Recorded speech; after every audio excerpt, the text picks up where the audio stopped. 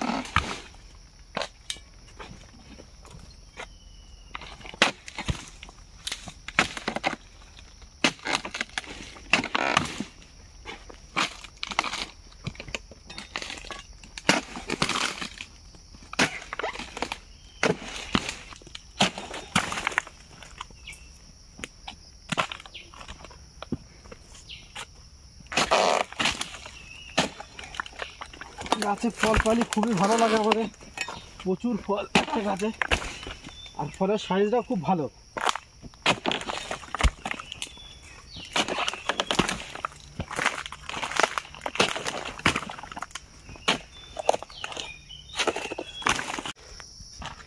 আমি যে ডালগুলো কাটলাম, আমার কিন্তু পার্টনার আছে, পার্টনার কিন্তু সাফ করছি।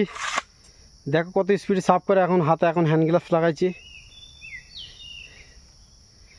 ফার্স্ট সকালবেলা কাজে এসে কিন্তু খুব একটা ভালো গাছ পেয়ে যায় কি, এরকম ধরনের গাছ পাইলে আমাদের কাজ করা খুবই সুবিধা, মানে খুব তাড়াতাড়ি ফল হয়ে যাবে। এখন গাছে ফল আছে মোটামুটি, তবে এরকম গাছ পাইলে খুবই তাড়াতাড়ি ফল হয়ে যাবে। আমাদের প্রত্যেকটা লাইনে যাতে এরকম দুটো করে গাছ পায়, তাও বিশাল ব্যাপার। তো এইভাবে কিন্তু পাম গাছের ডাল আর ফল কাটা হয়। প্রত্যেকটা গাছের গোড়া কিন্তু এভাবে পরিষ্কার করতে হবে, যেভাবে ডাল ফেলা হয়েছে এইভাবে ফেলি পরিষ্কার করতে হবে।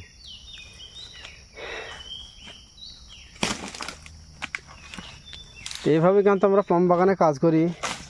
তো পাম বাগানের কাজে কিন্তু অনেকজন খুবই ভয় পায়, এখানে ভয়ের কোনো কারণ নেই, খুবই ভালো কাজ। একটাই কি, মালয়েশিয়া পামের বাগানে প্রচুর টাকা আছে, তবে যে কোম্পানিতে যাবা সেই কোম্পানির বস ভালো হইতে হবে, তবেই টাকা পাওয়া যাবে। আর বস ভালো না হলে টাকা হবে না।